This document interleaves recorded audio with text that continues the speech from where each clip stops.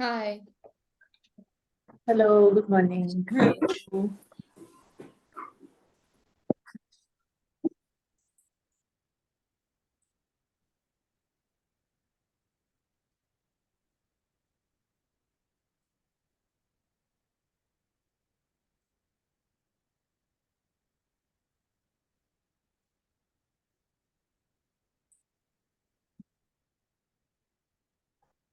Last week in class, did we do cards and boxes, gift boxes?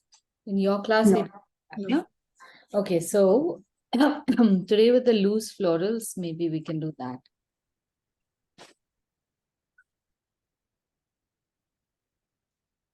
Okay, so if you've got some loose sheets of paper or some brown paper bags or any old paper bags, something, any loose paper available, we can make boxes also out of that, and we can make envelopes also out of that.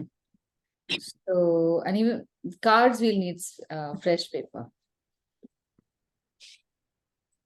I'll just go get some paper myself.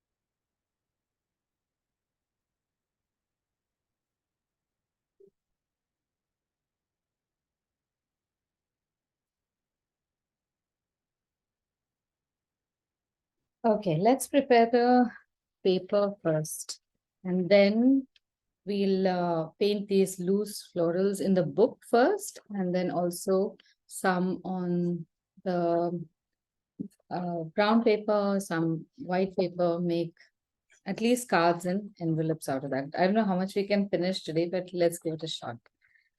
So if you've got an old brown paper bag, mine is even stained over here because this was for food delivery.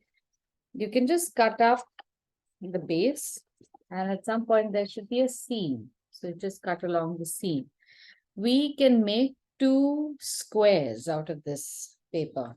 One square has to be a centimeter bigger than the other in area. So I will just cut this up and I'll show you how to go about it. Even if you have a lot of folds on your paper, that's okay. Now, if you don't have a brown paper bag, if you're just using fresh sheet of paper, let me know, then I will change the initial part of this construction just a little bit.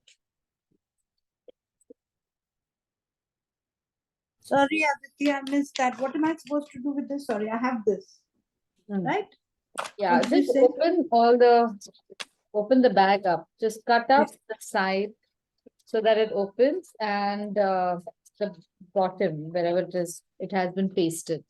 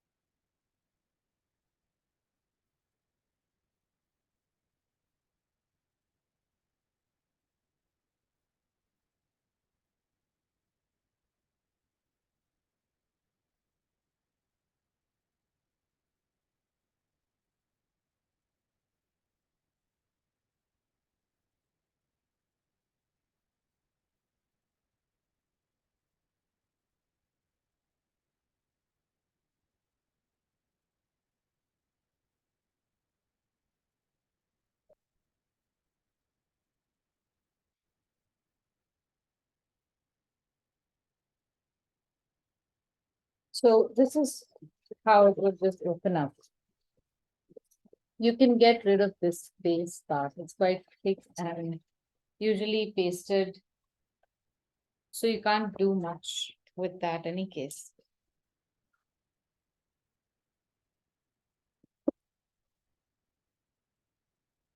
And from the remainder, we have to cut up 2 squares. We're going to use the blank side.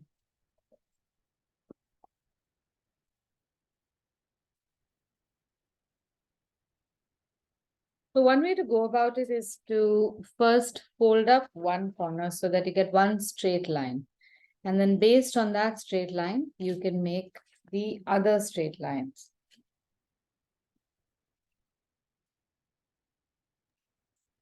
What would the size be the other day of the square?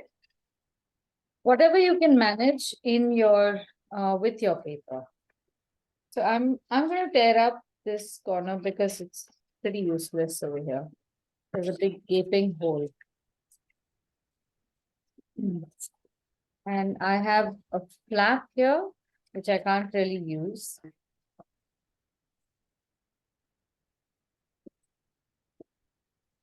So on this flap side, I am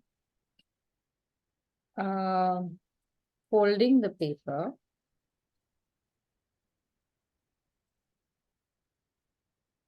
So that I can cut this and this will give me at least one straight edge.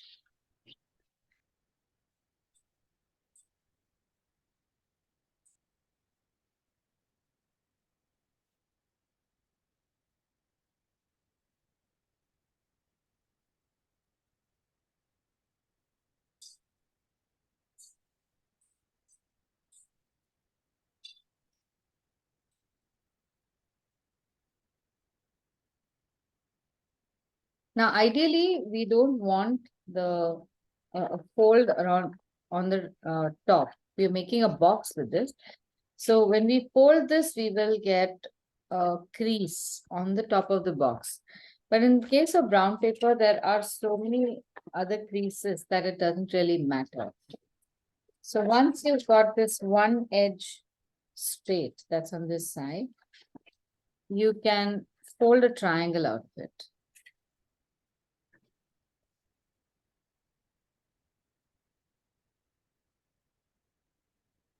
And now I can cut another side over here so that I get a sharp edge over here. Now there's no telling if this is at 90 degrees or not, except when you fold one edge on top of the other and match it.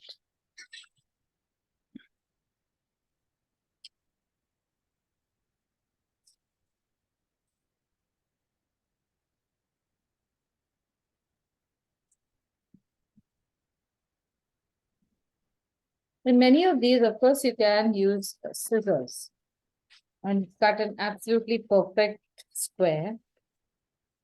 But I found that, at least in my case, the moment I have very, even the simplest of tools required, my interest in making that stuff diminishes. Because that means I have to go and look for this, the scale. Although now at my studio, I have everything pretty easily available, still there is that one hurdle. So give me anything that requires the least amount of searching for tools and complicated tools, then chances are that I'll do more of it.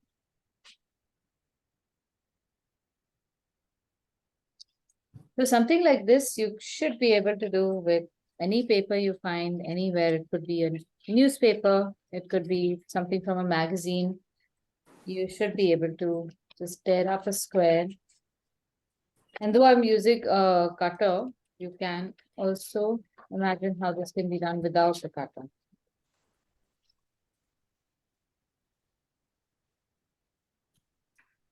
Okay, now here I'm going to measure another square to just check that on this paper it fits. And then accordingly, I will tear up the paper. So I need a square that is slightly bigger on the diagonal. It needs to be bigger by about a centimeter on two sides. And the two sides will be this side as well as this side. So when I fold this, the second square, it should be taller on this side. I'll do this. As I'm doing it, I'll explain to you. So here again, just a straight line. Now, if you're going to tear this by hand, remember to fold it both ways so that the fibers are good and proper broken. We don't need the edges to be too sharp. So even if you want to hand tear the paper, that will be okay. Now on this side, I will fold the paper over so that this edge comes one on top of the other. They're aligned. And that there's a better chance that now this fold is perpendicular to the fold that I've already made. Now at this point, don't go for all these prints and all. They're always going to be deceptive.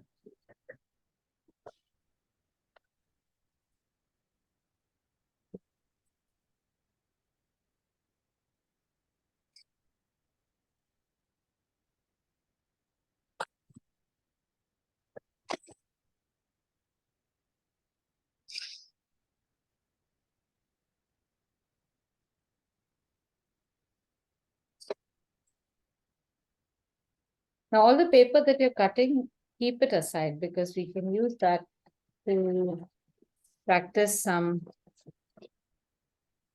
shapes or some painting.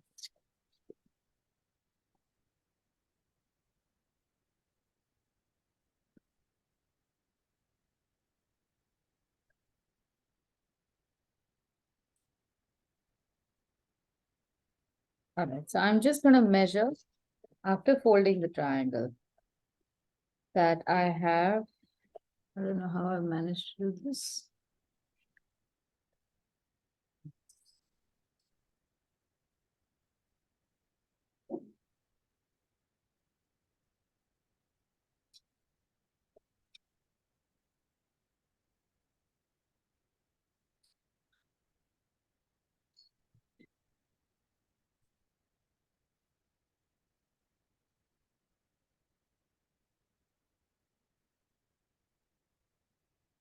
These are not straight.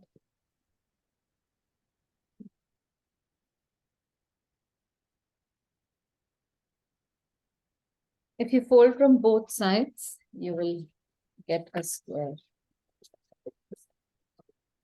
This side seems okay, but when I fold it on the other side, I can see this disparity.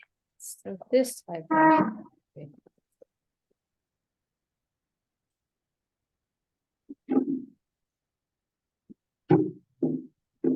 So I would recommend whenever you have time, just cut squares of pairs of these squares out of all your old rugby papers, brown paper bags, and have it ready.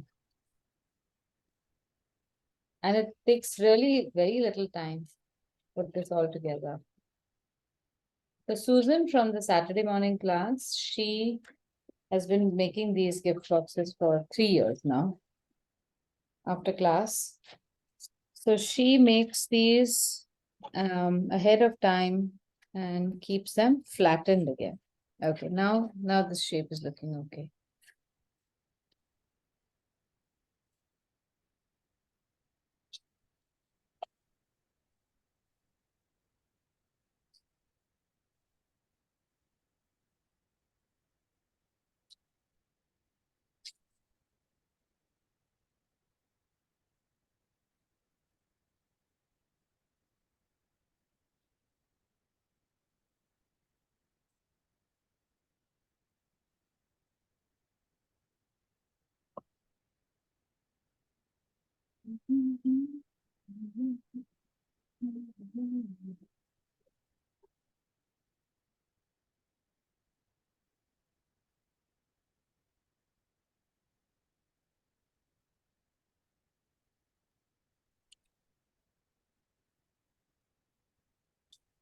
After you've torn a triangle, do fold that in the opposite direction also, the opposite corners. That is when you get to see whether your triangles are right triangles or there is some issue with the measurement.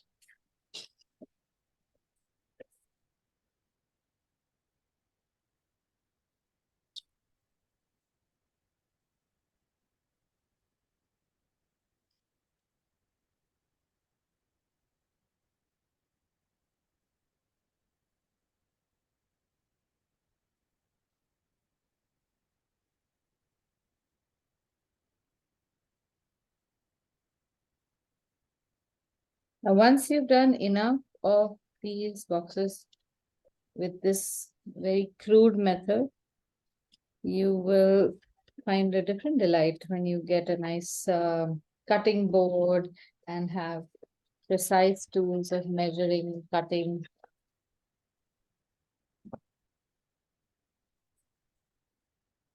So now I have these two squares. One is bigger, one is smaller.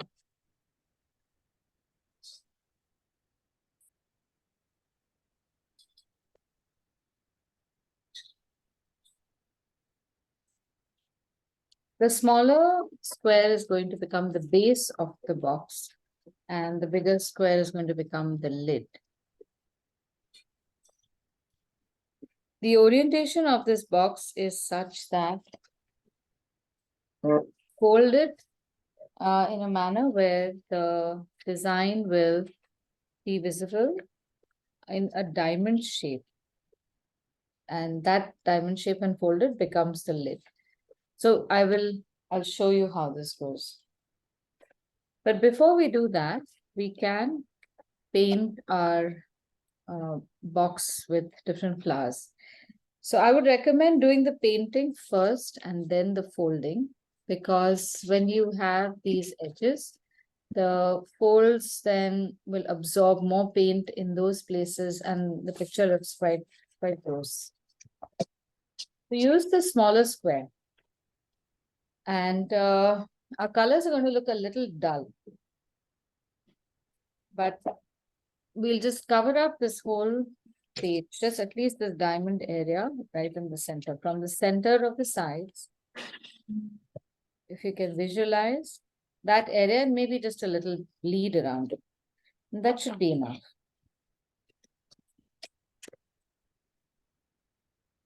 So the painting of loose flowers should be done with a large brush. Don't use small brushes. And you should be able to comfortably press the brush a little bit or a lot to create different shapes. Since this is the bottom, we are going to make tiny shapes. And I just want to show you the movement. Hydrate, maybe today we could just hydrate the browns and the blues. And maybe a crimson also.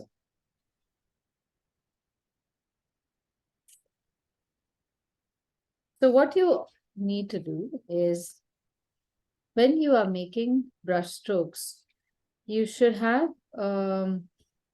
enough paint so that there's a little wobble in the application. So what I mean by that is, you should be able to make very loose shapes, and there is some water that moves about and changes the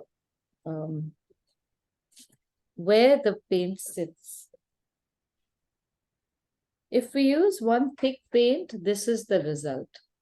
You just get one petal and one petal shape. But if you add enough water, you get an unpredictable shape. Let me show you one more time. Every time you make a new motif, keep rotating your paper. So I'm taking a little thick paint first. And I'll show you the shape I make. This is a very precise shape. But it's a very boring shape because the paint is not going to move about here. But if I remove the pigment and add a little water to it, then I get a stroke where there's some extra pigment in one places, and some places there's no pigment at all. So that's one thing, that's the consistency. The next is use whatever shape your brush can make for you. Don't try to make a perfect floral shape. So use your hand, loosen up your hand rather, and just tap the paint and manipulate your brush to make these strokes. So what I'm doing here is I'm pressing the brush first, flattening it, and then as I come towards the center of a flower, I'm lifting the brush up. And so long as you make these forms in some kind of radiating fashion, it will look like a flower, some kind of a flower.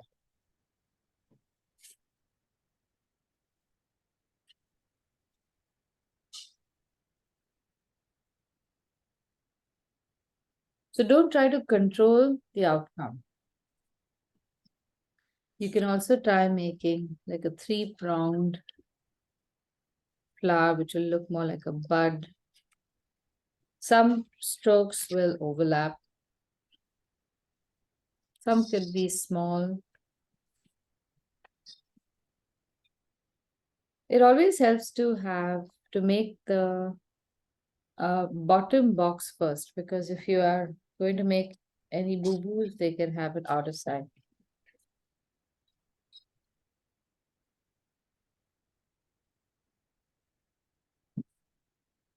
So essentially, this is what I'm doing. I'm taking a brush stroke and curving it and bring it to the center one way or another. And in some cases, I'm taking it from the center and going outwards like that also.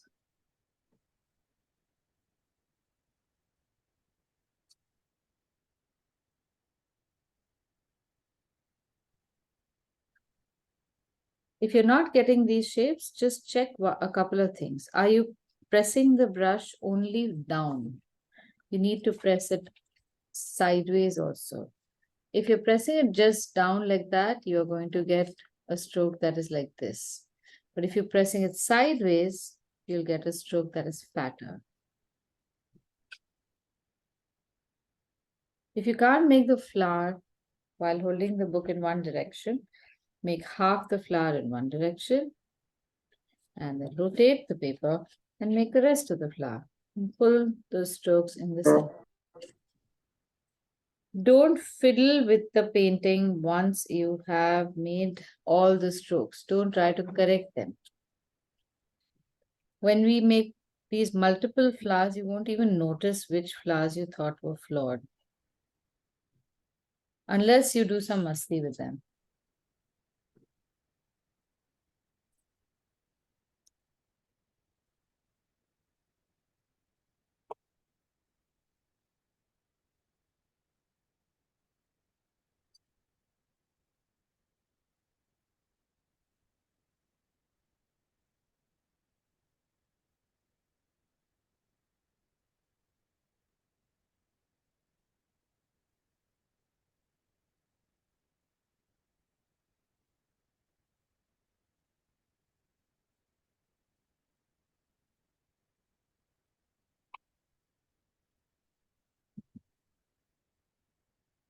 Now, if you've made the brown flowers, we can move to another color.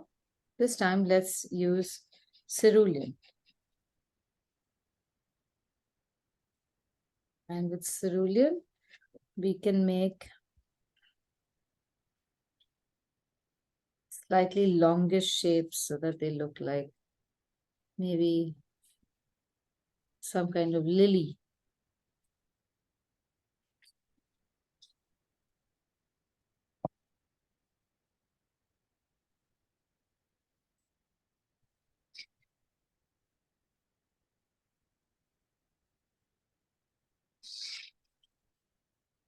So here I'm not pulling them in the center.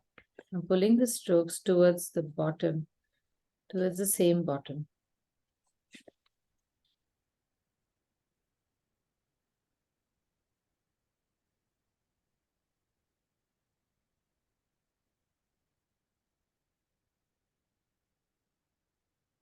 In rotating the picture or the paper, all the flowers will also be very nicely distributed everywhere.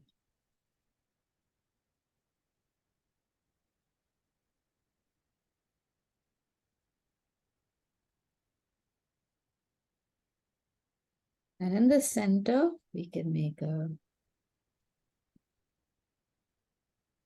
different kind of blue flower.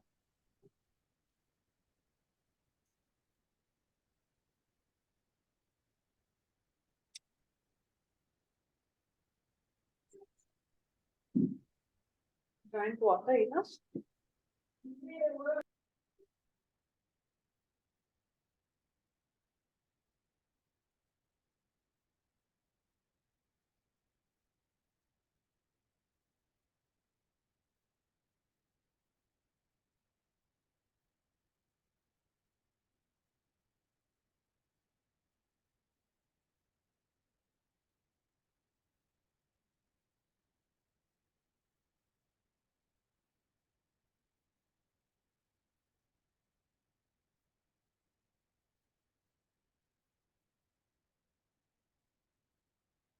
Now, this is one part of one kind of paper where we can use our white.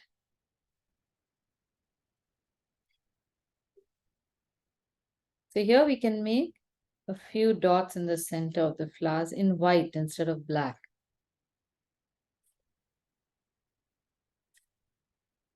You can make them also on the blue flowers, and you can also make them outside. And here, the white color we can also use to make leaves with.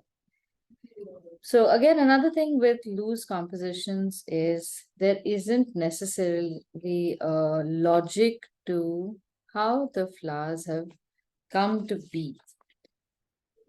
You don't need to necessarily put all of them in one bouquet or show stalks that originate from one center or from one area, or in fact that each of the flowers has the same elements, like it must have a stalk. If it has to have leaves, you have to throw all of that down.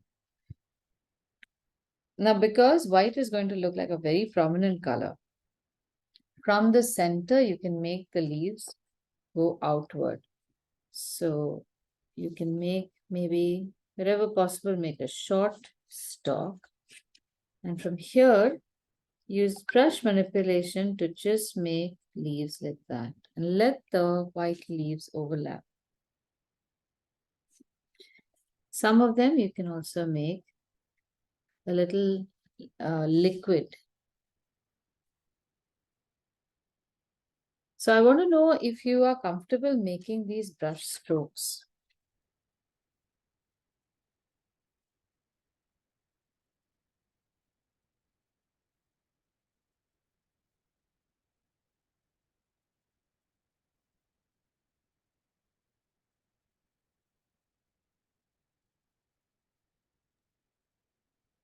Comfortable making the strokes, but my paper is not brown. So should I take another? Mine is sort of. No, wait a minute, your paper is not dry. It's not brown in color. It is this whitish one only, but little. That's okay. So I'll use white, or should I take another color? Why don't you use white and let's have a look. Okay. It might be, the combination might be a little less contrasting, but it might still look interesting.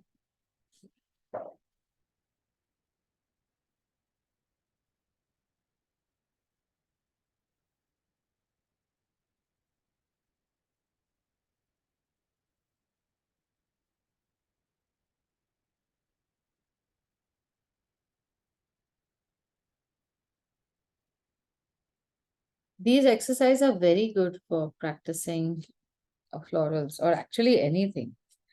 The exercise of being the box making exercise.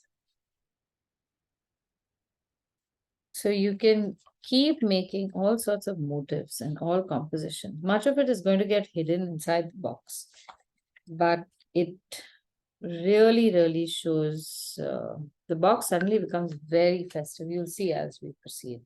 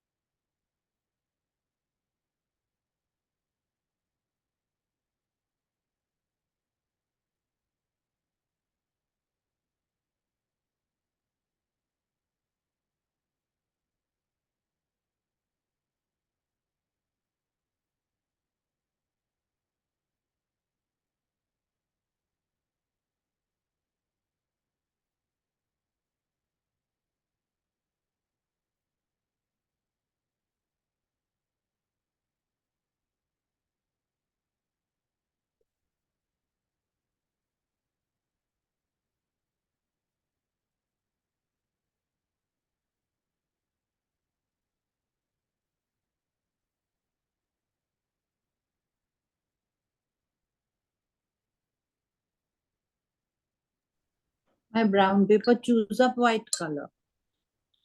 And Huh? I said my brown paper inhales the white color and all that's left is a wishy-washy misty thing. Oh, really? Yeah, it's so strange. Every time I put white, so it just whoop. See, it slowly fades. Okay, never mind. Yeah, and then I put some more on top. That is strange, but I think I have worked with that brown paper before. It's a Yeah. very thirsty It's a paper. food thing, yeah, very thirsty, and it likes white.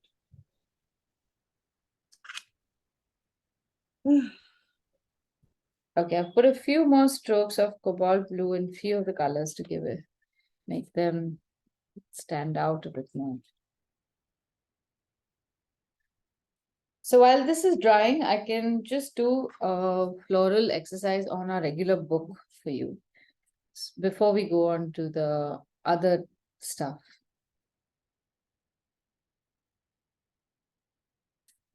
What about the lid, Aditi? Do we Yeah, do something else? we'll come to the Okay, lid in okay. time. Okay.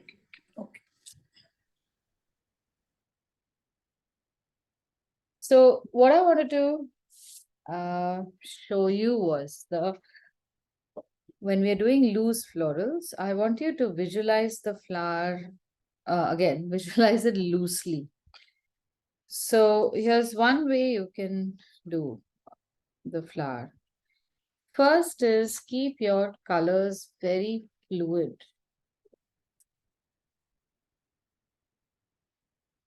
So you've hydrated a whole lot of colors and you should freely be able to put those colors on paper. So I'm taking a crimson and scarlet and I'm going to just start spreading this. Can you see how liquid, how much water my brush has? So I'm going to use that to further just spread my flower. And in this, whatever shape I get is the flower that I get.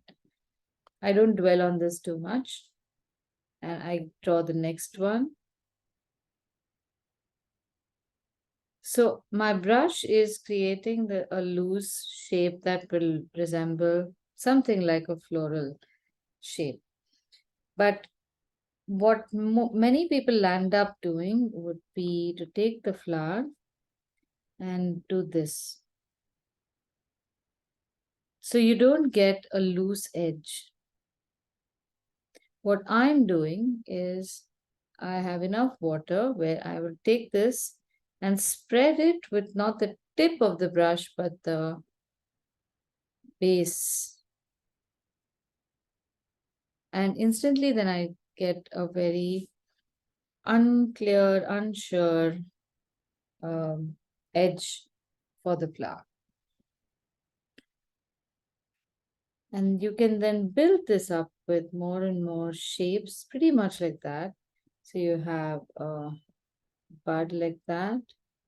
And then you also drop in colors so that while the colors are wet, there can be some other drama that takes place.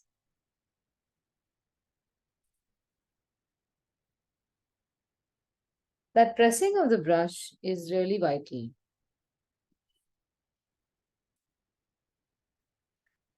Now, at the same time that you're doing the flower, you should also be ready to paint the leaves. Don't wait for these flowers to dry. And if at all your colors do merge, don't panic because of that. That itself will create other dynamic shapes. So here I am deliberately adding a mix of cobalt blue, raw umber, and there's a green somewhere over here. Or it's just cobalt blue and raw umber. And I'm adding that to one of those petals. And some of it is going to go into the flower.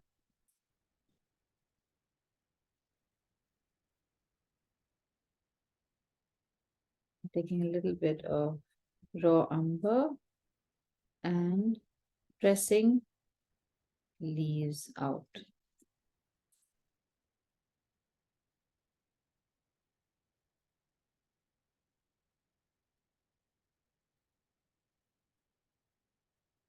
So if something like this happens, your shapes are not accurate, don't go back to correct them. And add different leaves. Change the direction. Do you repeat the colors, please? Yeah, raw umber, that's over here. And cobalt blue. See, this is the shade I put. And again over here, I will add some parts, to some parts, I might add a thicker color or deeper color when it's wet. So in the first flower, you can see there's just been like a color spill, anything is happening. The second flower, it's spread a little more evenly, but there's very little identity of the flower itself now, of the petal.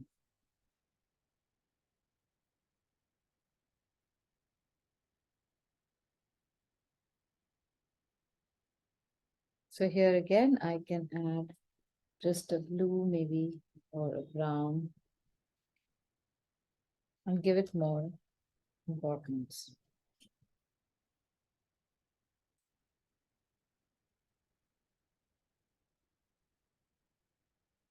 All flowers can be created or represented like that, like a blob of color. And you can keep growing these forms by adding more and more colors and shapes. So I can add maybe a yellow. For that matter, I can also add, also make a flower that looks like one of our pansies.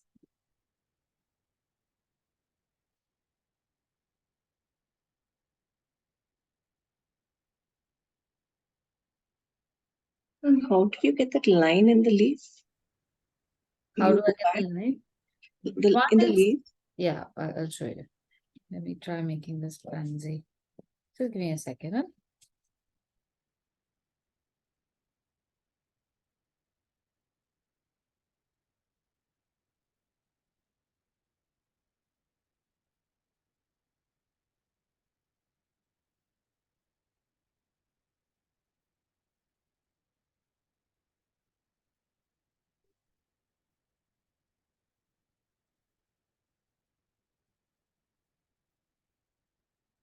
Yeah, the leaf, you can draw a stalk and then you can draw a shape from one side and the shape from the other side.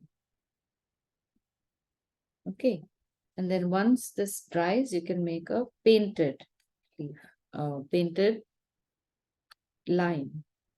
Or if you want to leave it blank, then go around or a little away from that line.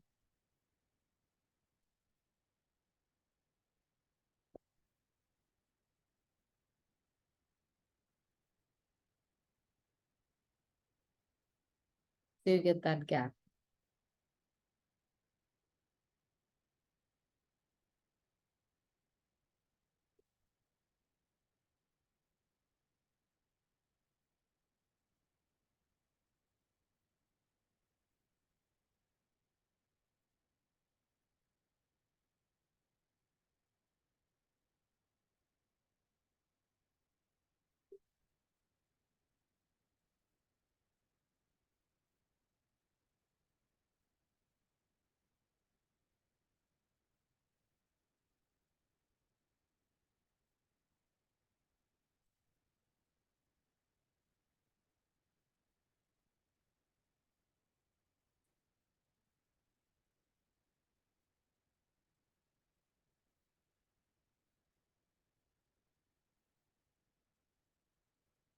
So try making maybe 4 petaled flowers like that, just pressing the brush. Make them in orange instead of yellow. Don't be afraid of overlapping the previous flowers.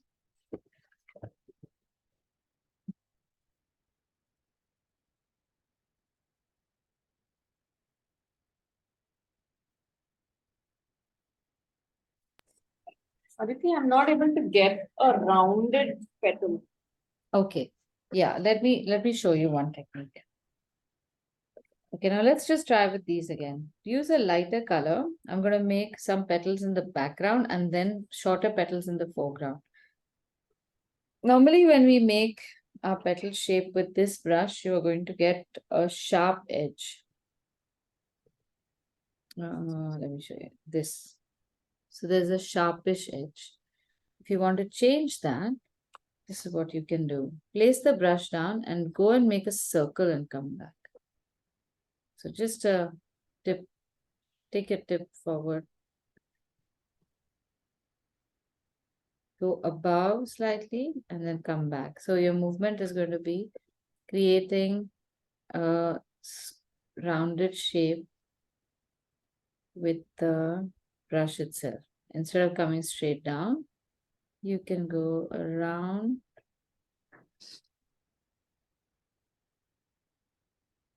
and come down.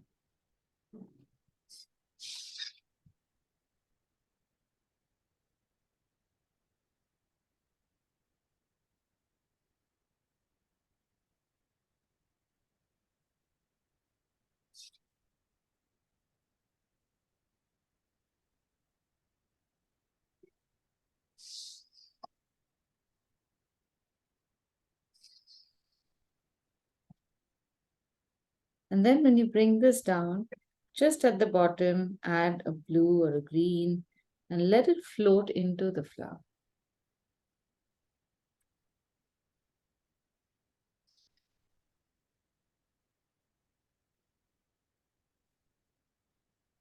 Now, when you're making leaves for these flowers also, avoid making a long chain of leaves. Make just a couple close to the flower, somewhere in the middle. Proportionately make the leaves such that they look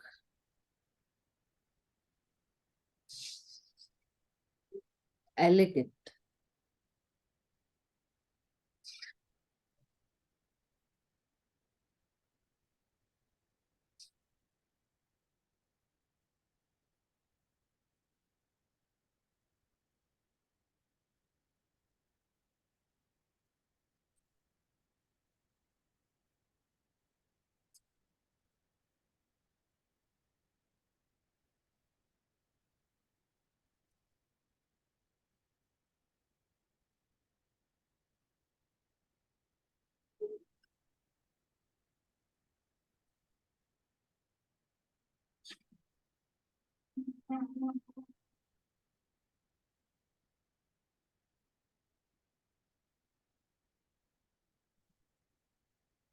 Now the last one we'll make for now is a rose.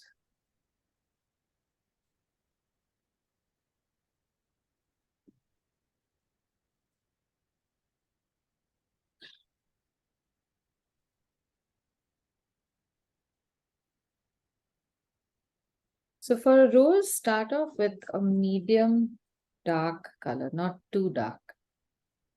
And what we'll do is we're going to make an oval shape, but with small curves. So just start off making small curves like that by pressing the brush where you can visualize the base of the flower is going to be.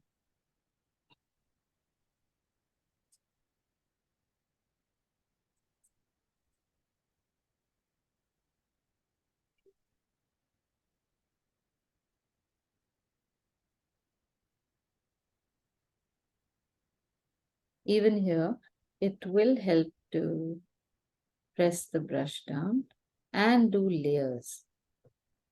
The layers should not be in the same place as your original colors.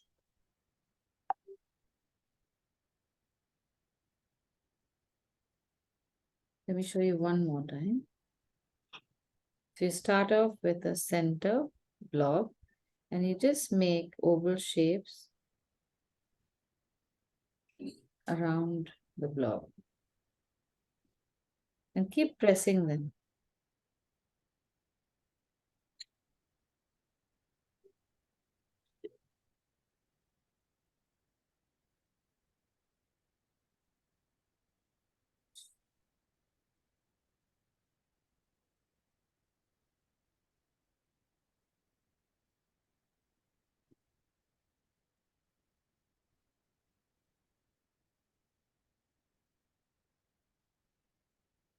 In isolation, many of these shapes might look like something's going wrong, but do put in the other elements like a set of leaves,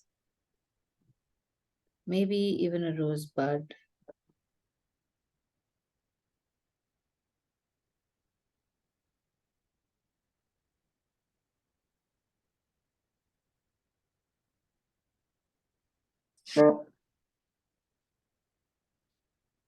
The moment you put in leaves, something changes.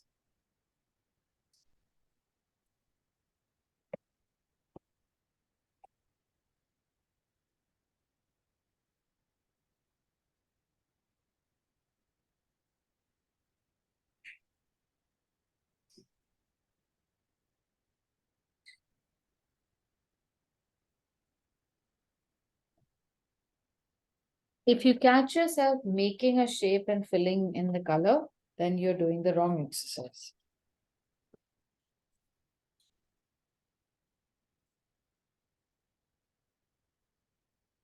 So let me highlight a few things that could go wrong. If you don't get the consistency of the paint right, then when you are making this loose flower and you add a second color, that color just runs all over and you do not get a separation of colors. If you have too much water and you try to do this flower and you add a second color, then again that color overpowers the first color and everything starts looking muddy. If you are making these flowers like the tulips, if you don't get the consistency right, then all the colors keep merging into each other and your individual strokes are not visible. Pretty much like what's happened to my flower in the back here. Then if you have too much paint and you do this part, the base of the flower, then that dark color can go in and can start looking ugly. When you're making a rose, you don't know where to stop. So then you keep going round and round and round, and it just becomes one huge, hideous flower that you don't know what to do with. All these are things that you ought to go through at some point or another to know what not to do, and then you can do the right thing. At any point, you can also go over these colors. So, for example, if I feel my rose needs some more definition, it's too weak, I can always add additional color in a few places. And I might get a different result now.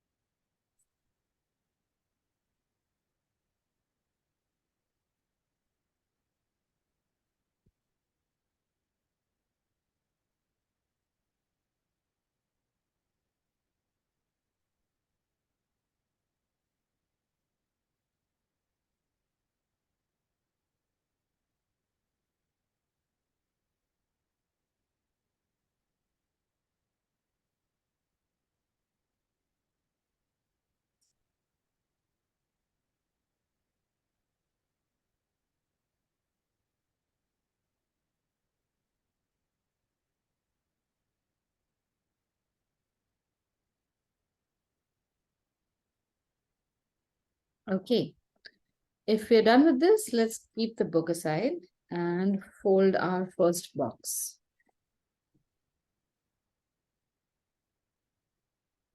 The box will have dried now.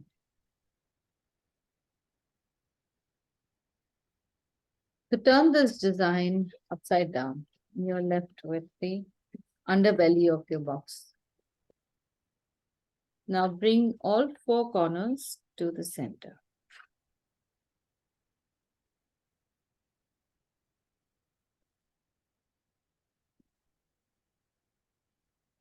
While you're doing this also, you can check if your square is a proper square. If it is not, then you won't be able to achieve this.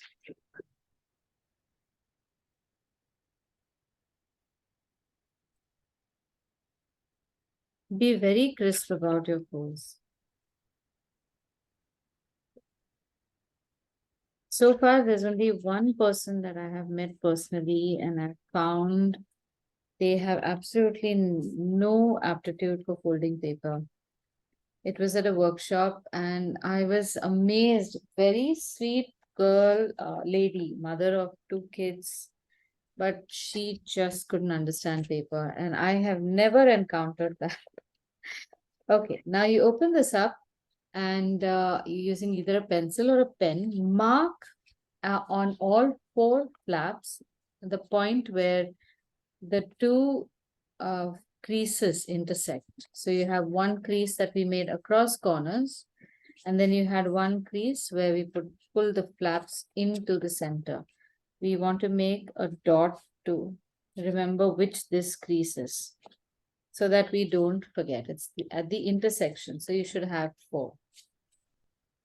Now from each side, take one corner to the opposite dot and press it down. So when you press this down, you'll notice how this crease, this mountain crease, comes and sits right on top of the central crease below.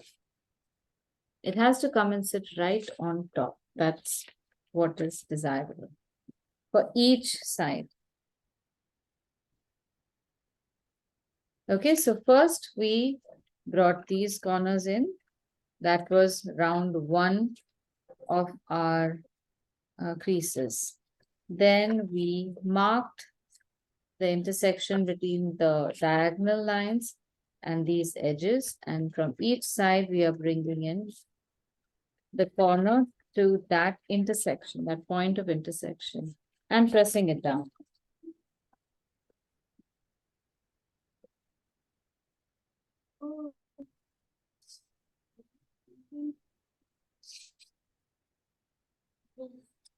So this was round 2. After you've opened, you'll see loosely you have these square-like shapes. Now bring back the corners into the center one more time.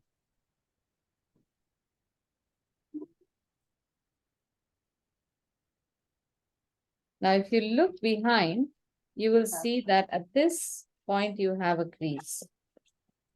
This point. This is the crease we just made. That crease will allow you or ease the next fold, which is bringing each side to touch the center line here, one at a time. You'll see that there is a corresponding crease we just made that will help this folding. And what you get is this inside flap also gets one flap hole.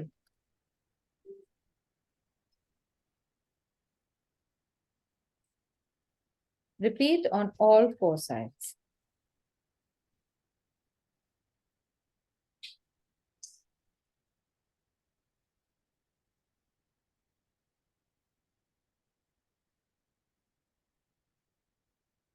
Okay, is everyone with me?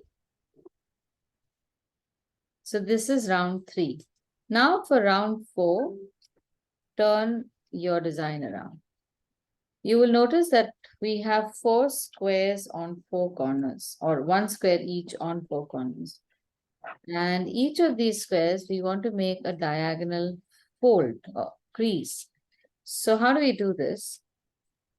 Put your finger in this corner space and encourage the sides to come close to each other at this edge. And once they do, crease the inside triangle. Just pinch it and crease the line. And we do this on all four corners. So you have to be very careful that you get a proper crease on the corner. If you're not getting a proper crease, that means somewhere your previous folds have not been made crisp.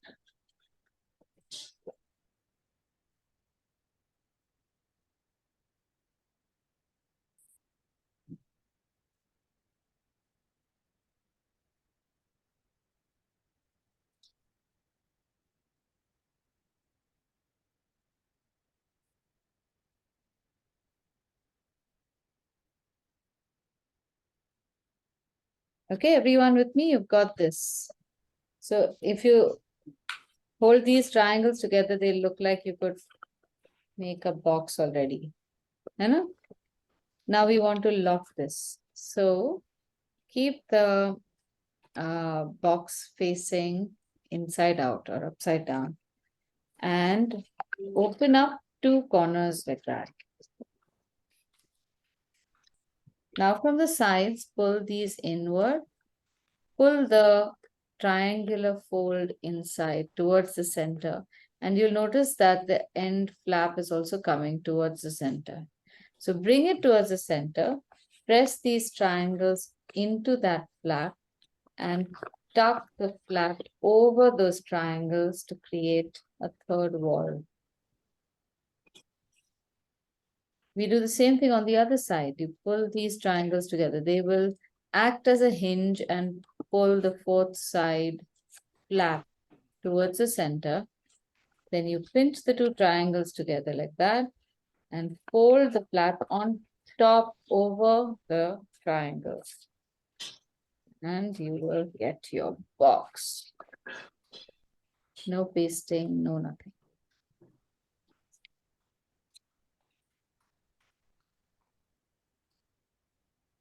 Got it?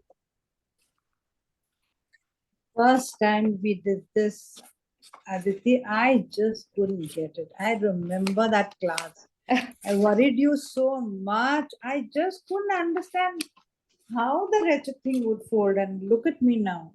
Dana, wonderful. How nice. That's because of that first time. Not that I remembered it, but somehow my memory must have had some, leftover because it came faster. Oh, last time how I struggled.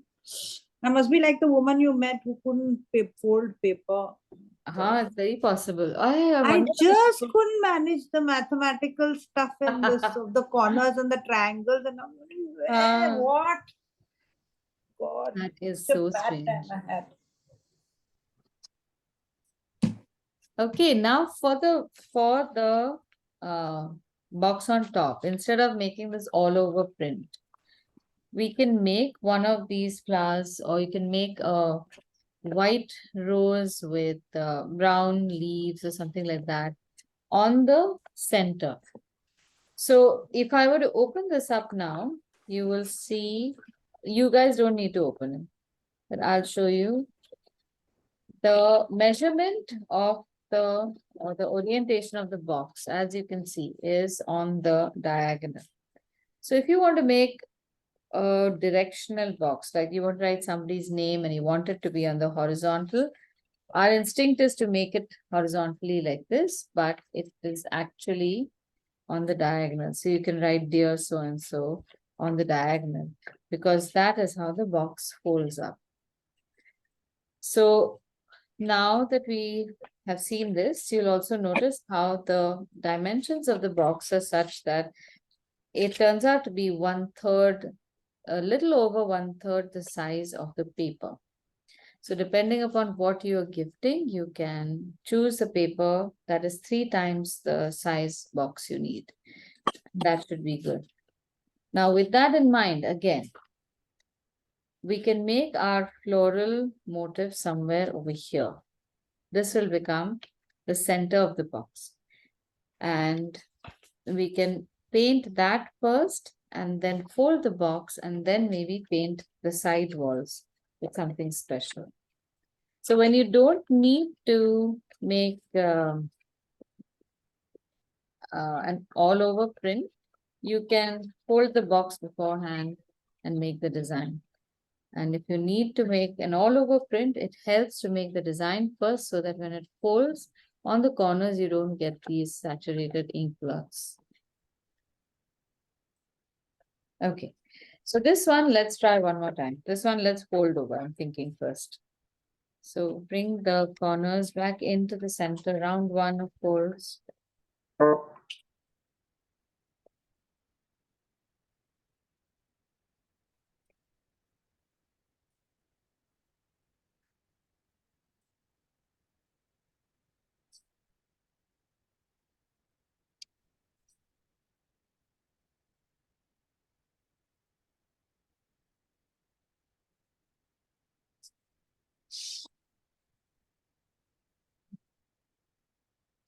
Okay, round two.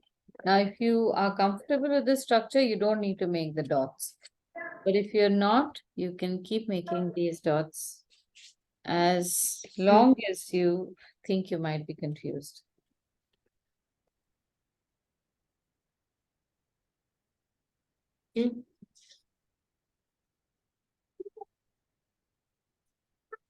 One second.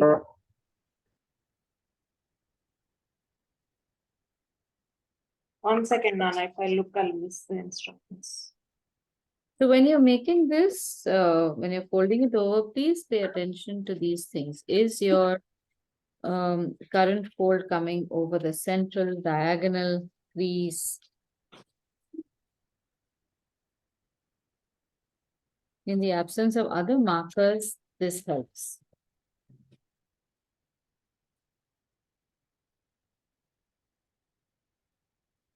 Okay, now bring all four corners in again. And make the side to center crease.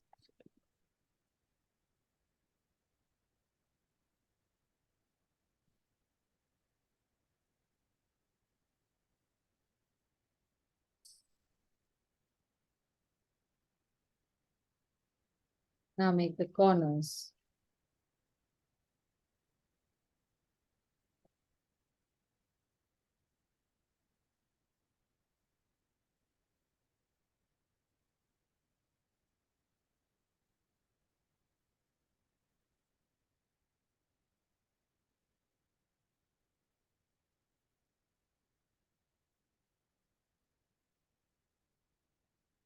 Now you don't even need to assemble the box.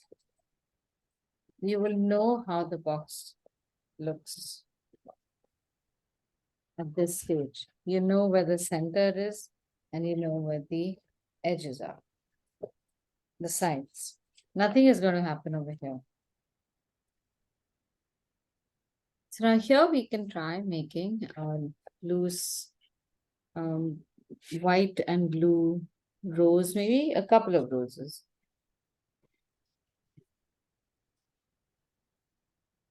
So this is going to be a very subtle pattern.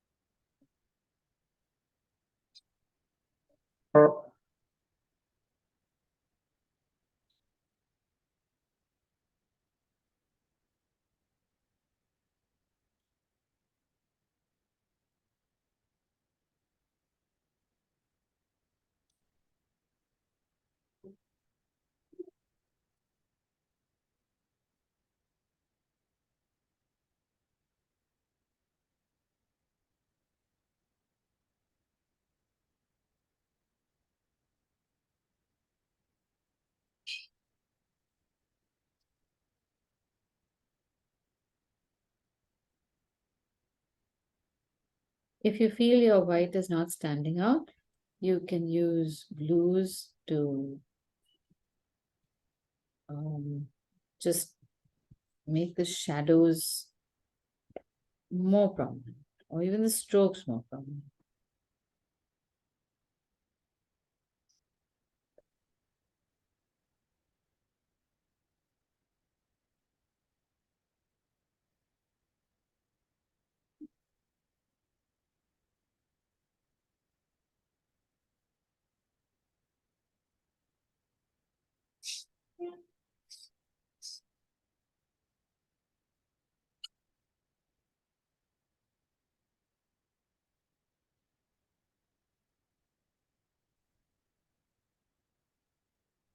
Now here on the sides, we can make more patterns or different designs also. You could make something similar that we made at for the bottom box.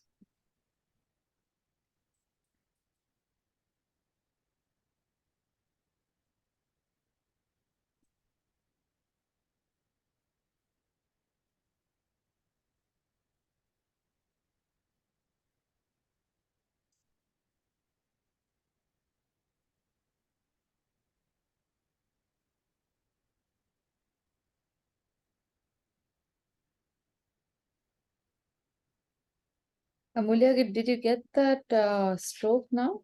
The rounded Yeah. stroke? Okay.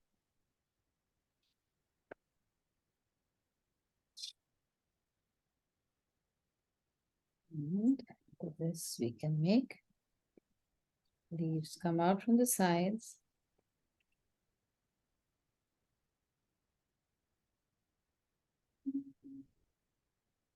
In some places you can have 2, some places you can have 3.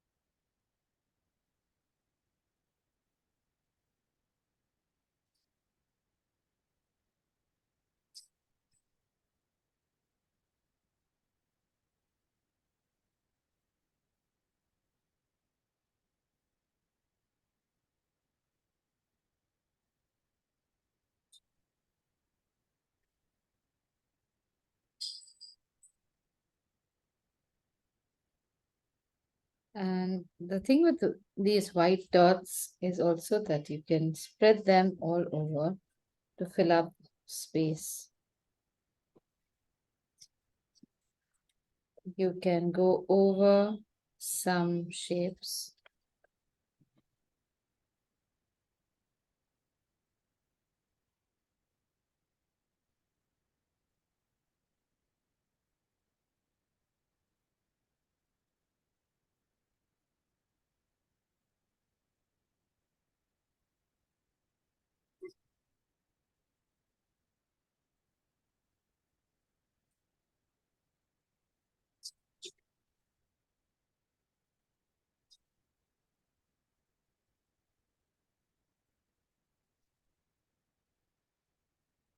Once this has dried, you can assemble it.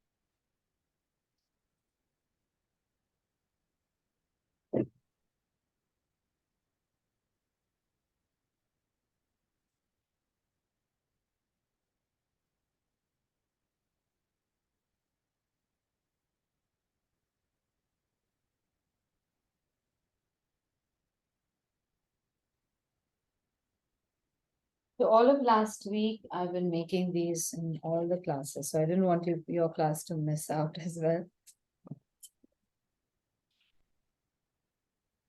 This was also one which I did for the art quarter.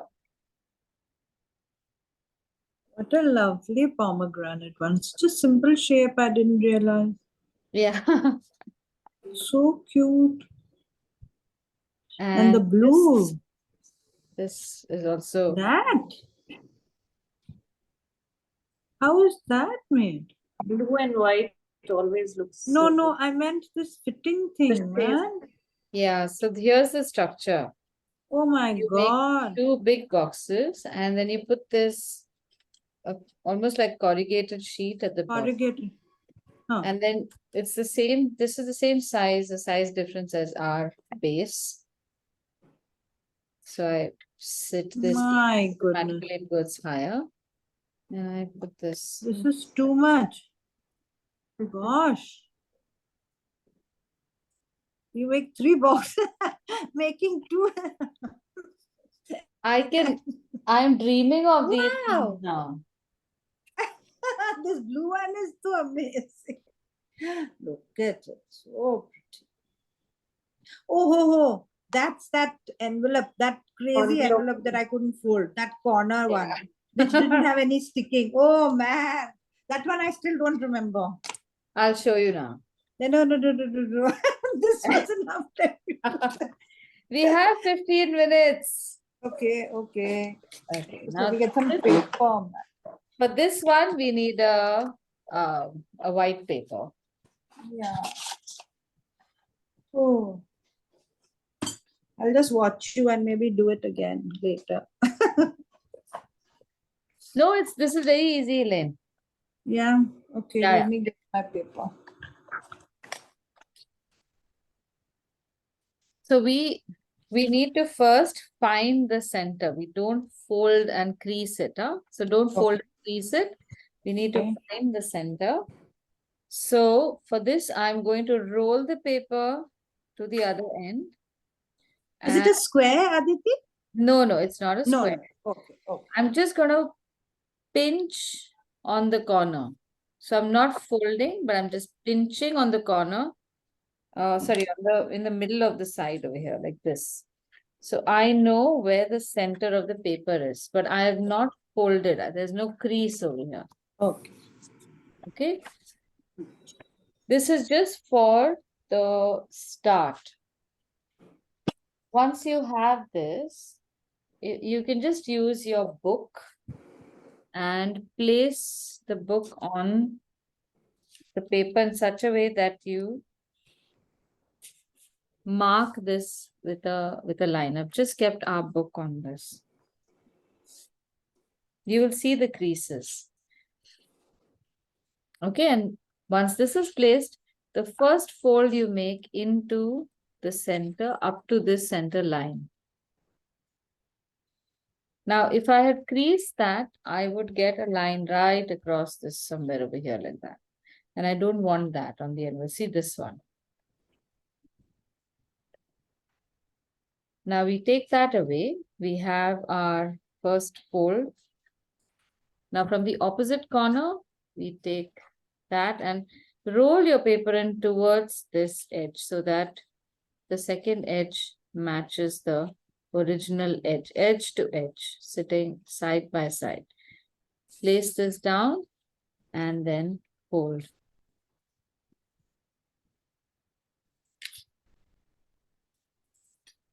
All right, have you got this shape? Yep. Okay, now you see these two rectangles over here. We need to fold them in half. So you're just going to take the open-ended side and bring it, align it to the end of that rectangle where the triangle has come from the other side.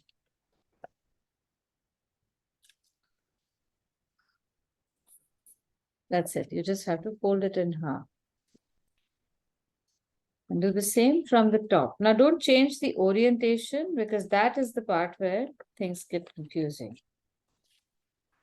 So the bottom triangle, bottom rectangle, we folded in half upwards. the top rectangle, we have folded in half downwards. And this is the shape we have now. Okay. Is everyone with me? All right. Yep. All right. Now we have this long, see this triangle shape over here? We have the fold of the triangle on the bottom left and on the top right. Now we have to fold this triangle side onto itself. So I get this apex on top of this apex. Okay. I have to fold on the triangle side, not the rectangle side. We have two sides that we can fold us, just the triangle side and the apex of the triangle to the apex of the same triangle. So just fold that in half. And what you'll see is that that little flap that is sticking out comes ahead from that point.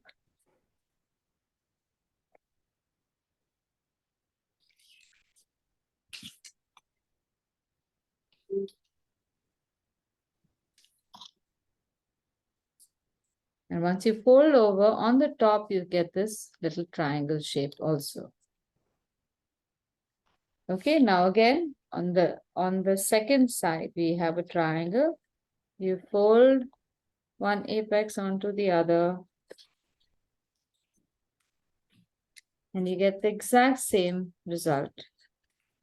Now, if it's a thick paper, there'll be a little gap here, but don't worry about that because now this little corner can be inserted into the triangle underneath it and it can lock.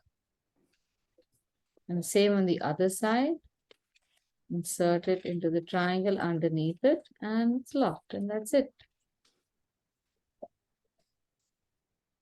Got it? Okay. Just Good. this inserting in on the other side. One second. I've got one. You should get the How other did you one. get the bottom one? You just lift the flap up and you Yeah, twist I got that one. side by But I side. don't seem to have a triangle on the other side. How Wait, is that possible? No, and- see, it'll be covered. Okay, okay. So you just lift the flap and you should see the triangle underneath it. Yeah, yeah. That's it. Aditi, you did it much better this time. I think after doing 3 years of this You know envelope, what you did? You got that. You got I that. have the old You know that one. copy in the middle. huh, Yeah, even I have the old one. You put that other book in the middle. huh, You know, and to mark that. yeah. That really, I think, made a big difference. Ah, Earlier okay. we hadn't That's done good that. feedback. And I was trying to figure out why I don't have another triangle. Just now, when you said it's hidden, I said, thank God, how have I folded something with no triangle? Heaven help us. Yes, Yeah. got it, got it. Not Okay, that I remember this one. This is too complicated to remember. No, you'll remember it. Okay, let's try making this design also. This is very cute and it goes well with the loose florals. It's a similar structure. I just want you to see this. The dark lines are made in color pencil, not in pen. I'm going to show you something that I made in pen and it looks really hideous. It looks like one of those, sorry to say, but there are so many Indian babies that the grandmother goes and puts kajal in the eye to make the baby look so ugly. That's what it looks like. These colors are very soft, so you don't want to make it into, give it too many hard lines. The shapes also are fairly simple. Some of them are made in paint and some of them are made in pencil. So I'll just show you how to do this. This motif is very nice. We start off with very watery cerulean blue, not ultramarine, cobalt blue mix. All these colors are going to mix. And the shapes that we've made right now, we have to make similar shapes. I'm going to make one large flower pointing towards the center here, not exactly here, but somewhere here. So I'm going to make that same shape. The central petal, the petals on the side. And then a couple more coming towards the bottom. At the bottom, I can add a little bit of blue. This is cobalt blue. Maybe I'll add it later, but you can also add it at this point. Almost similar shapes, but slightly smaller. And now leave this be. Now we can make smaller petals, smaller flowers going upward. Some in the same direction, some in maybe looking upward.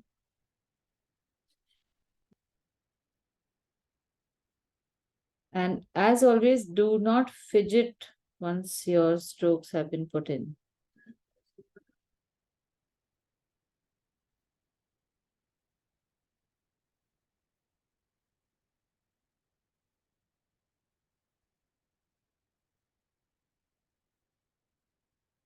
Now, while these are drying a little bit, you can use the color pencil to mark loose petals.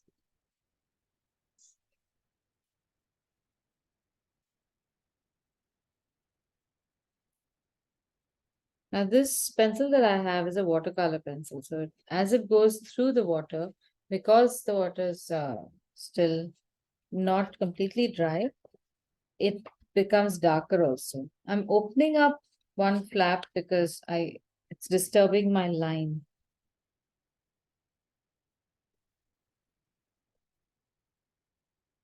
You can make some details, but notice how the details that I'm making, I'm not drawing them too refined.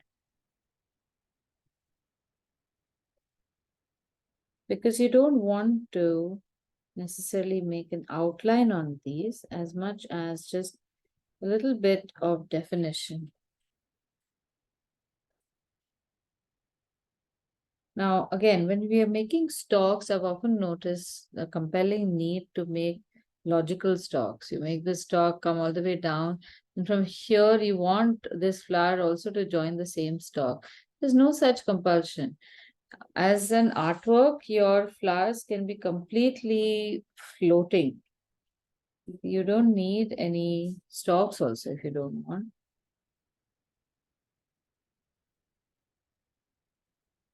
And you can fill up leaves. Now, if you want to, you can leave them exactly like this, or you can color them up.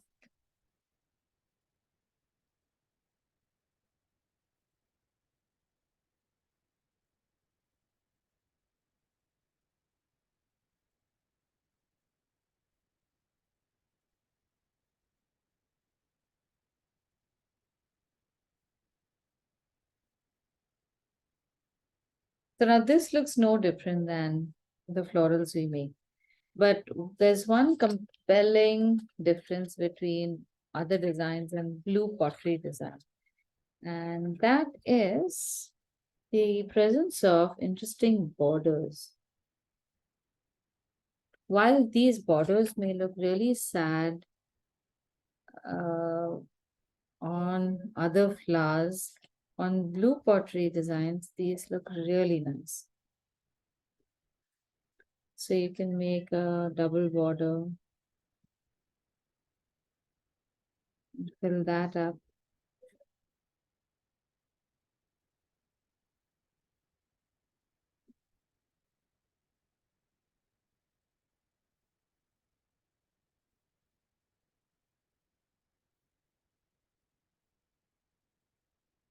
And in the case of these designs on paper, I would actually encourage you to not try to perfect these shapes. On porcelain or on glassware, it looks different. But on paper, it looks quite charming, even if it is not exactly perfect and accurate.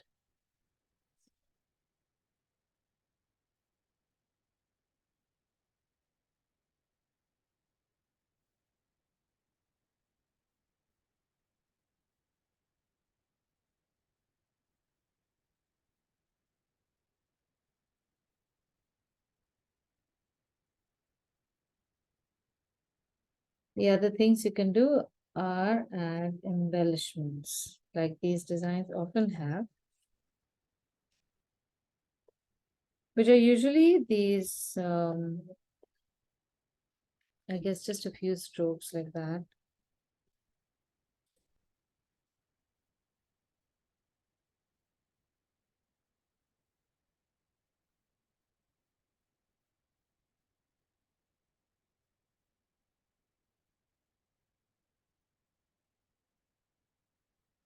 So the strokes also add some interest to the flower or the design. So many of these things can be studied in blue pottery design itself. So the best thing to do is to take one design and draw out all the elements that you find in it. Now to seal this, you can make things like these. Do some painting time pass, make similar shapes, and just cut them out and use them to seal the letter.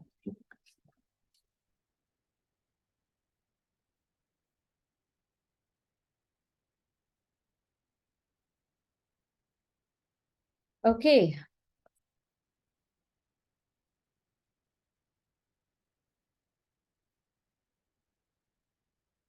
Okay, any other requests?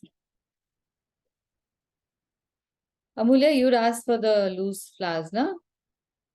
Yeah, yes, Aditi. Do you need anything specific? Or are you Mm, happy with this for now? I think this is good for now.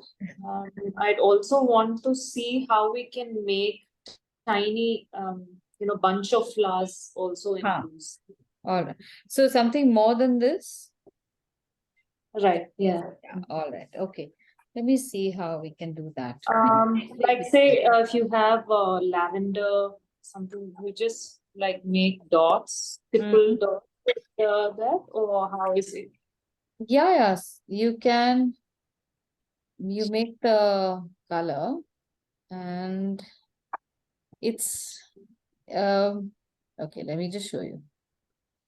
So, for example, I did this one, Ah, this, but it looks more, defined. How yeah, to make that loosely? right. I would say again for lavender, lavender has got very tiny inflorescence, right? So you make it just with brush strokes like that. And don't bother making one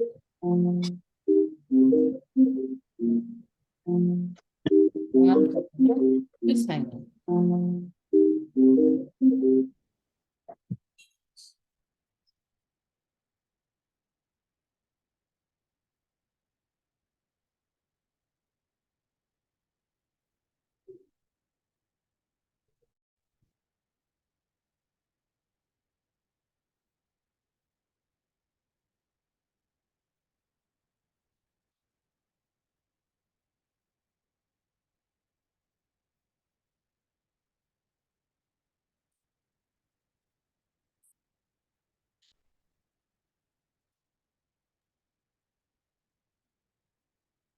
Yeah, okay. Sorry about that.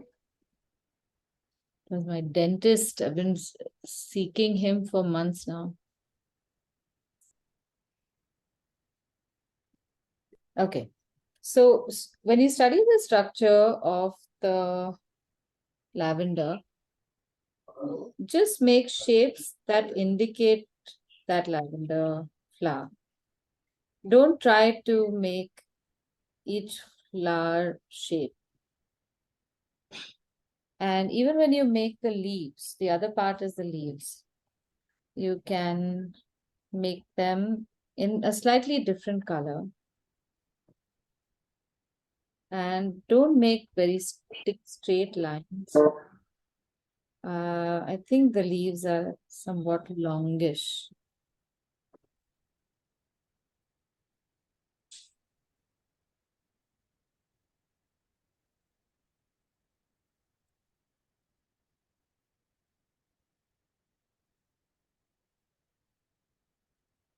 So to some extent, we follow the structure, but one way is to draw it as if you're seeing the plant through squinted eyes.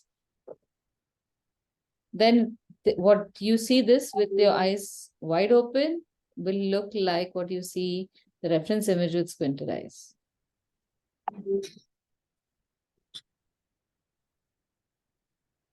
Okay, when it comes to making a bouquet or a large